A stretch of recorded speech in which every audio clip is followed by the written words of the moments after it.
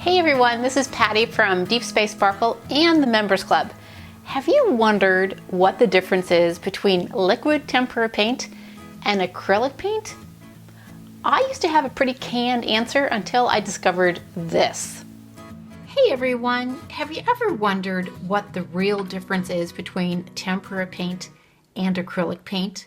Well, if you have ever used these little craft acrylic paints that you can buy at craft stores like Michael's, and they're really inexpensive, only $2 or $3 each, or even less than that.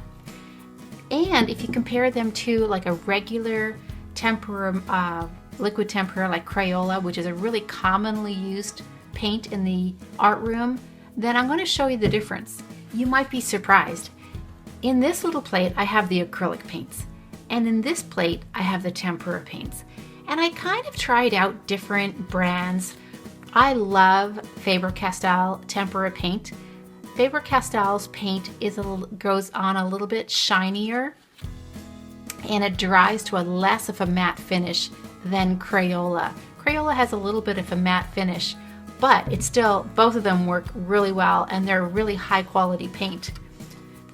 The paints that sometimes you see in craft stores that says tempera paint, these are the less quality, or the kind of the more inexpensive brands, and you can see right here that this flower was painted with this particular paint, which is an Art Minds tempera paint that I got at Michael's. It's only a couple of bucks, but you can see that it doesn't have really great coverage. But with the Crayola, this has really great coverage. It's very thick. So you can add water to liquid tempera paint to kind of make it a consistency, kind of like a heavy cream, but you can also leave it like it is, and it's kind of like a pudding. Acrylic paints. So when I use acrylic paints in the classroom, they don't look like this. They come in bottles, much like the Crayola. And what happens is that they're a different beast. These craft acrylic paints, they perform almost like a liquid tempera. But the acrylic paints like Blick, or I think Saks has a beautiful line of acrylic paints. They're far more thick, and they dry to a hard plastic finish, which means that your brush needs to be cleaned out super well, and so do your palettes.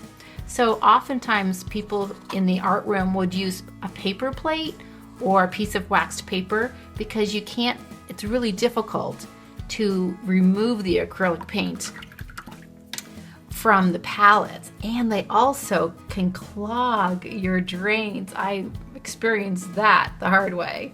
So you can see how these paints, they blend beautifully, and they'll dry to a slightly, and I'm saying slightly because it depends on the brand, a slight shinier finish than tempera.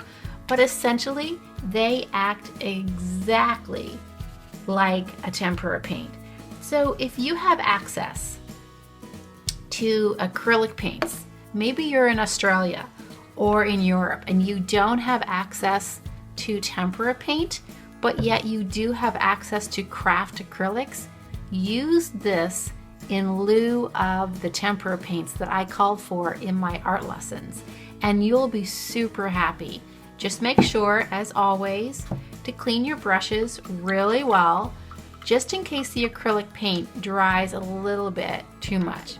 So I hope that helps kind of clarify, the differences between craft acrylics and just basic regular tempera paint. So was that a surprise for you? It kind of was for me. Sometimes the best way to figure out the answer to your question is by actually experimenting. Or you can take the shortcut and join the Members Club, where I kind of take a deep dive down every art lesson, tell you what works, tell you what doesn't, tell you what supplies are best, and I do it every month with new downloads of lesson plans plus trainings. And then if I can't help you, the community will. Hundreds of women have joined the Members Club already, waiting to support you. Head on over to deepspacesparkle.com to learn more.